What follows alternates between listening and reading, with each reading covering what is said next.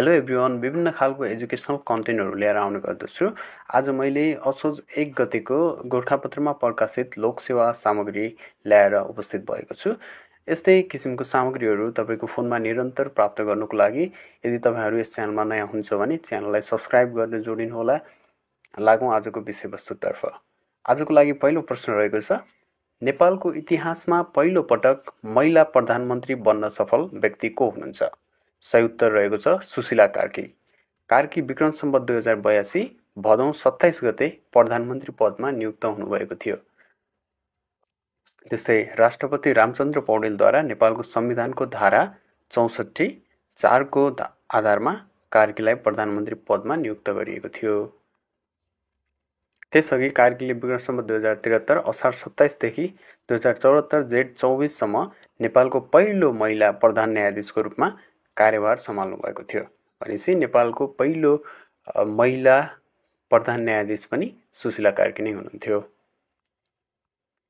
प्रश्न नम्बर 2 रहेको छ, नेपालको इतिहासमा पहिलो पटक महिला महान्यायाधिवक्ता बन्न सफल व्यक्ति को हुनुहुन्छ? यसको सही उत्तर सविता भण्डारी। विक्रम सम्वत 2082 भदौ 29 गते उहाँ नियुक्त हुनुभएको थियो। प्रश्न नम्बर 3, नेपालमा भ्रष्टाचारको विरोध एवं सामाजिक सञ्जालमाथि प्रतिबन्धको विषयमा केन्द्रित रही जेनजी पुस्ताको आन्दोलन कहिले सञ्चालन भएको थियो? विक्रम सम्वत 2082 भदौ 23 र 24 गते। प्रश्न नम्बर 4, विश्वमा सर्वप्रथम एआई मन्त्री बनाउने देश कुन हो? सही उत्तर रहेको छ अल्बानिया र एआई मन्त्री नियुक्त मिति चाहिँ सन् 2025 सेप्टेम्बर 11 मा रहेको छ र नियुक्त गरिएको एआई मन्त्रीको नाम चाहिँ डिएला रहेको छ। प्रश्न नम्बर 5, नेपालमा राष्ट्रिय बाल दिवस कहिले मनाइन्छ? भाद्र 29 गते र 2082 मा मनाइएको बाल दिवस 61औं हो र यसको नारा चाहिँ बाल बालिकामा लगानी सुनिश्चित भविष्यको थालनी भनेर रहेको छ। प्रश्न नम्बर 6, जेनजी पुस्ताको आन्दोलन पश्चात गठित अन्तरिम सरकारले प्रतिनिधि सभाको निर्वाचन कहिले गर्ने घोषणा गरेको छ भनेको छ। यसको सही उत्तर 2082 फागुन 21 गते। प्रश्न नम्बर 7, युनेस्कोद्वारा वास्तुकलाको राजधानीका रूपमा घोषणा गरिएको सहर कुन हो? रियो डी जेनेरियो ब्राजिलमा रहेको छ। प्रश्न नम्बर 8, वायुमण्डल नभएको ग्रह भनेर बुध ग्रहलाई चिनिन्छ भने म्याग्नेटिक फिल्ड नभएको ग्रह भनेर कुन ग्रहलाई चिनिन्छ? सही उत्तर शुक्र। प्रश्न नम्बर 9, अफ्रिका महाद्वीपकै ठूलो जलविद्युत आयोजना कुन हो? यसको सही उत्तर ग्रान्ड इथियोपियन रेनेसास ड्याम गड ब्लू नाइल नदीमा रहेको छ, जुन चाहिँ इथियोपियामा पर्ने गर्छ। प्रश्न नम्बर 10, नेपालले विश्व स्वास्थ्य सङ्घ WHO को सदस्यता कहिले प्राप्त गरेको हो? सही उत्तर सन् 1953 सेप्टेम्बर 2 मा। प्रश्न नम्बर 11, मुलुकभरिका स्थानीय तहका उपमेयर र उपाध्यक्षको राष्ट्रिय सम्मेलन कहिले सम्पन्न भएको थियो? विक्रम सम्वत 2082 जेठ 23 देखि 24 गते विराटनगरमा भएको थियो र यो सम्मेलनले 20 बुँदे विराटनगर घोषणापत्र जारी गरेको थियो। प्रश्न नम्बर 12, प्रस्तावित मेरापिक राष्ट्रिय निकुञ्ज कुन जिल्लामा पर्छ? प्रस्ताव गरिएको छ जुन चाहिँ मेरापिक राष्ट्रिय निकुञ्ज सोलुखुम्बु जिल्लामा रहेको छ। प्रश्न नम्बर 13, सरकारले कुन निकाय अन्तर्गत राष्ट्रिय अनुसन्धान तथा विकास परिषद स्थापना गर्ने निर्णय गरेको छ? यस राष्ट्रिय योजना आयोग 2082 कार्तिकभित्र स्थापना निर्णय भएको छ। यो चाहिँ 2082 जेठ 5 गते बसेको मन्त्री परिषद बैठकले यो कार्ययोजना स्वीकृत गरेको थियो। प्रश्न नम्बर 14, म्युजिक खबर दीर्घ साधना सम्मान 2081 बाट सम्मानित हुने स्रष्टा को हुन्?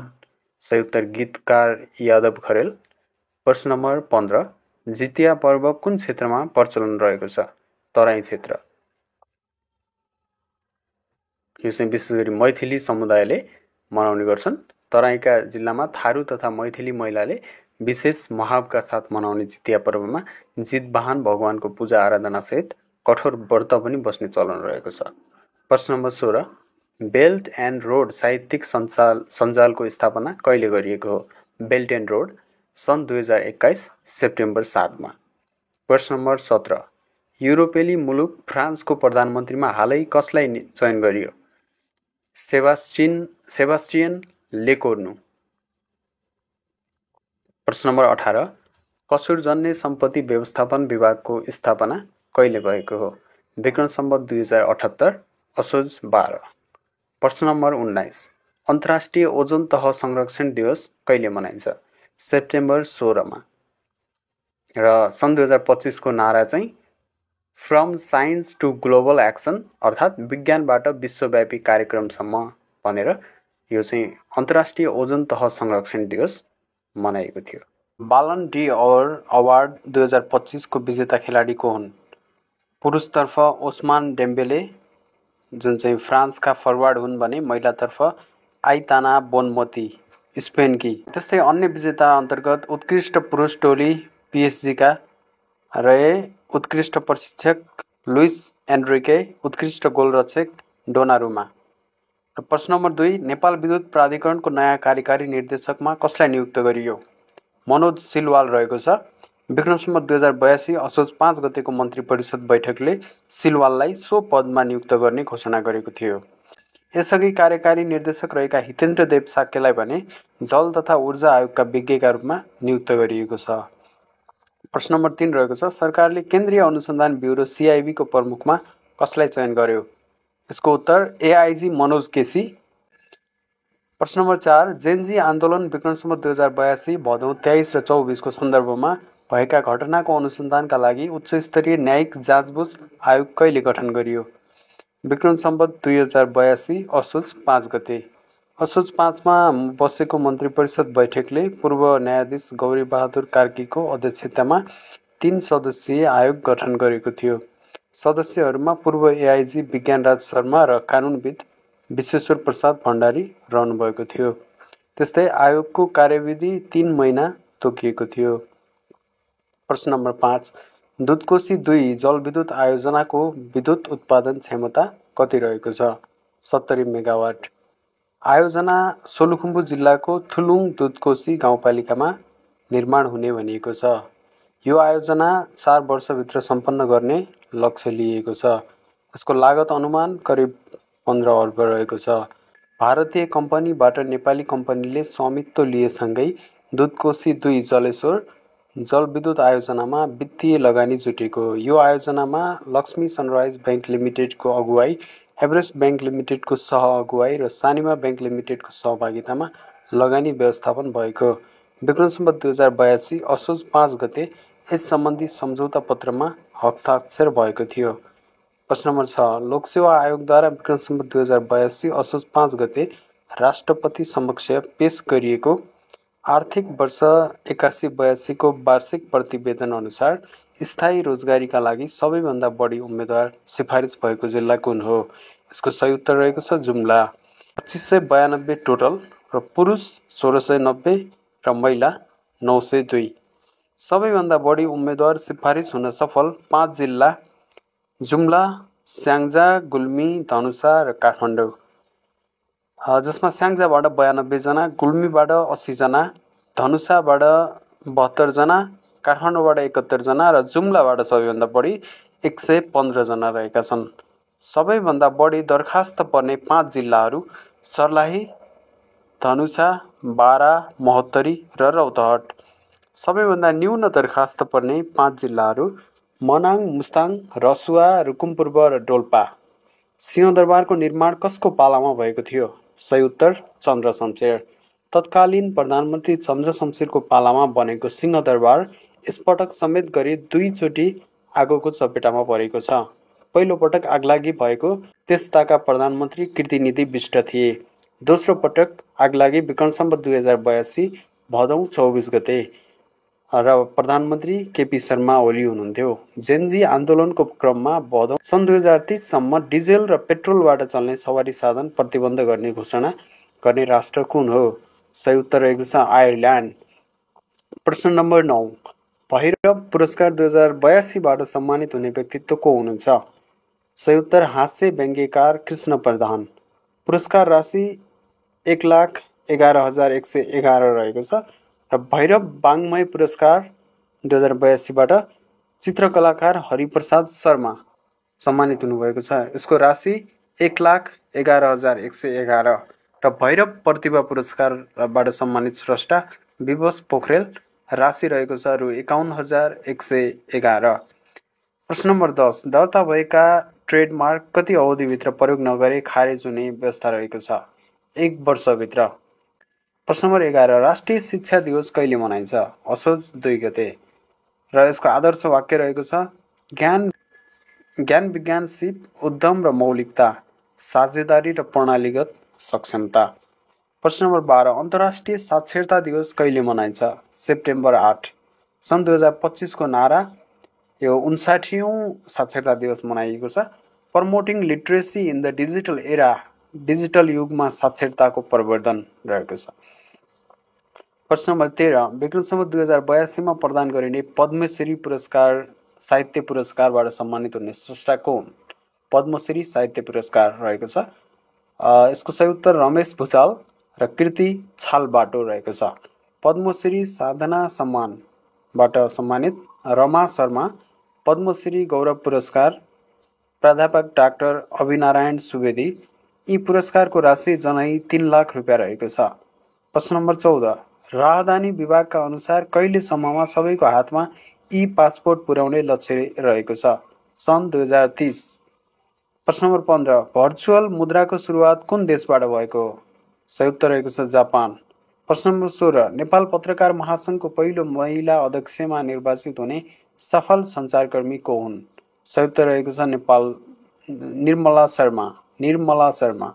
नेपाल पत्रकार महासङ्घको झन्डै 7 दशकको इतिहासमा पहिलो पटक वरिष्ठ सञ्चारकर्मी निर्मला शर्मा अध्यक्ष बन्न सफल महिला सञ्चारकर्मी हुन्।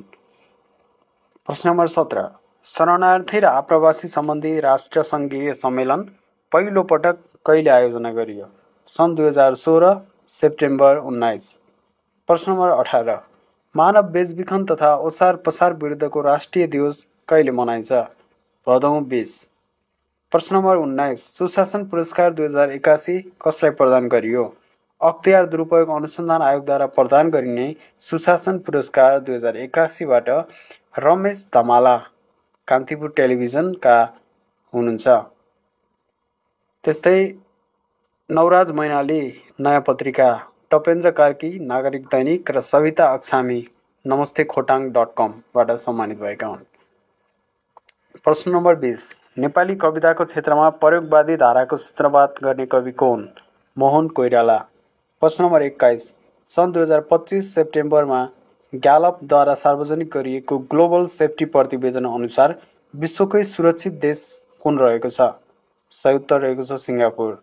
नम्बर 1 मा सुडानको डार्फरमा 1000 जनाभन्दा बढी मानिसको ज्यान जाने गरी भीषण पहिरो कहिले गएको हो? सन् 2025 अगस्त 31 मा। नम्बर 2, नेपालमा पहिलो पटक एकै व्यक्तिमा तेस्रो पटक मृगौला प्रत्यारोपण कहिले गरियो? एकै व्यक्तिमा तेस्रो पटक विक्रम सम्वत 2082 भदौ 9 गते। सामान्यतया एउटा व्यक्तिमा एक पटकसम्म मृगौला प्रत्यारोपण गर्नु जटिल र चुनौतीपूर्ण मानिए पनि शहीद धर्मभक्त राष्ट्रिय प्रत्यारोपण केन्द्रले यो प्रत्यारोपण सफलतापूर्वक गरेको र प्रत्यारोपण गरिएका व्यक्ति चाहिँ सुदूरपश्चिम प्रदेशका पूर्व मन्त्री लक्ष्मण किशोर चौधरी हुनुहुन्छ। उहाँको चाहिँ तेस्रो पटक मृगौला प्रत्यारोपण गरिएको छ। प्रश्न नम्बर 3, जलवायु परिवर्तन र यसको प्रभाव सम्बन्धी विश्व सम्मेलन CCI 2025 कहिले र कहाँ सम्पन्न भएको हो? यसको सही उत्तर विक्रम सम्वत 2082 भदौ 21 देखि 23 गतेसम्म काठमाडौँमा भएको थियो। यस सम्मेलनमा चाहिँ विश्वभरबाट 21 देशका विज्ञ वैज्ञानिक र प्राज्ञिक व्यक्तित्व गरी 200 प्रतिनिधिको सहभागिता रहेको हुन्छ। प्रश्न नम्बर 4, आणविक हतियारमा प्रतिबन्ध लगाउने सम्बन्धी संयुक्त राष्ट्र सङ्घीय सन्धि औपचारिक रूपमा कहिलेदेखि कार्यान्वयनमा आएको हो? सन् 2021 जनवरी 22 देखि। प्रश्न नम्बर 5, IUCN-द्वारा रातो सूचीमा राखिएको तारे कछुवा इन्डियन स्टार टर्टवाइज नेपालमा पहिलो पटक कहिले फेला परेको हो? सही उत्तर विक्रम सम्वत 2082 भदौ 3 गते। यो चाहिँ कैलालीको जानकी गाउँपालिका 6 स्थित कर्णाली तटीय क्षेत्रमा रहेको वन क्षेत्रमा चाहिँ सो कछुवा फेला परेको रहेछ। प्रश्न नम्बर 6, अफगानिस्तानमा 800 भन्दा बढी मानिसको ज्यान जाने गरी शक्तिशाली भूकम्प कहिले गएको हो? सही उत्तर सन् 2025 अगस्त 31। सरकारले 1 दशक पश्चात पर्वतारोहण नयाँ शुल्कको व्यवस्था कहिलेदेखि गरेको हो? विक्रम सम्वत 2082 भदौ 16 गते। प्रश्न नम्बर 8 सङ्घीय निजामती सेवा विधेयक 2080 राष्ट्रिय सभाबाट कहिले पारित भएको हो? विक्रम सम्वत 2082 भदौ 17 गते। प्रश्न नम्बर 9 सिन्धुपाल्चोककै सबैभन्दा ठुलो 102 मेगावाट क्षमताको मध्य भोटेकोशी जलविद्युत आयोजनाको परीक्षण उत्पादन कहिलेदेखि भएको हो? विक्रम सम्वत 2082 भदौ 16 देखि। प्रश्न नम्बर 10 कल्प महाकाव्यका सर्जक को हुन्? डाक्टर नवराज लम्साल। विक्रम सम्वत 2082 भाद्र 20 गते विमोचित भएको। प्रश्न नम्बर 11 मुस्ताङको कोरला नाका व्यावसायिक रूपमा पहिलो पटक कहिलेदेखि सञ्चालनमा आएको हो? विक्रम सम्वत 2082 भदौ 23 देखि। सगरमाथा वृक्षारोपण महाअभियान कहिलेदेखि सुरु भएको हो? विक्रम सम्वत 2082 असार 14 देखि। राष्ट्रिय वृक्षारोपण दिवसका अवसरदेखि सुरु भएको। प्रश्न नम्बर 13 संयुक्त राष्ट्र सङ्घद्वारा कुन वर्षलाई अन्तर्राष्ट्रिय धान वर्षका रूपमा मनाइएको हो? सन् 2004 लाई। प्रश्न नम्बर 14 आर्थिक सर्वेक्षण 2081-82 अनुसार कुल ग्राहस्थ उत्पादन जीडीपीमा कृषि क्षेत्रको योगदान कति रहेको छ? सही उत्तर रहेको छ 25.16%। त्यस्तै उद्योग क्षेत्रको योगदान 12.83%, सेवा क्षेत्रको योगदान 62.01%। धिमाल युवा प्रतिभा पुरस्कार 2082 कसलाई प्रदान गरियो? डाक्टर सजना धिमाललाई। उनी धिमाल समुदायबाट पहिलो चिकित्सक बन्न सफल भएकी व्यक्ति थिइन्। प्रश्न नम्बर 16 आर्थिक सर्वेक्षण 2081-82 अनुसार नेपालमा प्रति व्यक्ति रुख सङ्ख्या कति रहेको छ? 111 वटा। प्रति व्यक्ति वन क्षेत्र 0.2 हेक्टर। प्रश्न नम्बर 17 35औं नेटो सम्मेलन कहिले र कहाँ सम्पन्न भएको हो? सन् 2025 जुन 24 देखि 25 सम्म नेदरल्यान्डको हेगमा सम्पन्न भएको थियो। र त्यस्तै 34औं सम्मेलन चाहिँ सन् 2024 जुलाई 9 देखि 11 मा अमेरिकामा सम्पन्न भएको थियो भने नेटोमा हाल 32 सदस्य राष्ट्र रहेका छन् र 32औं अर्थात् अन्तिम सदस्य राष्ट्र स्विडेन हो र स्विडेनले सन् 2024 मार्च 7 तारिकका दिन सदस्यता लिएको थियो। प्रश्न नम्बर 18 धनकुटा रत्न पुरस्कार 2082बाट सम्मानित हुने स्रष्टा को हुन्? सही उत्तर रहेको छ झमक कुमारी घिमिरे। जीवन काँडाकी फुल, मान्छेभित्रका योद्धाहरू, सङ्कल्प, आफ्नै चिता, अग्नि शिखरतिर लगायतका कृतिहरू झमक कुमारी घिमिरेले रचना गर्नुभएको छ। प्रश्न नम्बर 29 हाल नेपालमा चरा प्रजातिको सङ्ख्या कति रहेको छ? 902 किसिमका चरा प्रजाति र अन्तिम अर्थात् 902औं चरा फेला परेको चरा चाहिँ साइबेरियाली राजपुत्रिका नामक चरा रहेको छ, जसलाई साइबेरियन नाममा चाहिँ साइबेरियन स्यान्ड प्लोभर भनेर पनि चिनिन्छ। प्रश्न नम्बर 20 जलवायु परिवर्तन सम्बन्धी संयुक्त राष्ट्र सङ्घीय संरचना महासन्धिका पक्ष राष्ट्रको 30औं सम्मेलन कोप 30 कहिले र कहाँ हुने भएको छ? सही उत्तर रहेको छ सन् 2025 नोभेम्बर 10 देखि 21 बेलेम ब्राजिलमा। प्रश्न नम्बर 21 कुन अवधिमा जन्मिएको पुस्तालाई जेनजी भनिन्छ? सन् 1997 देखि 2012 सम्मको अवधिमा जन्मिएका मानिसलाई जेनेरेसन जेड अर्थात् जेनजी भनेर चिनिन्छ। यो डिजिटल युगको पुस्ता हो।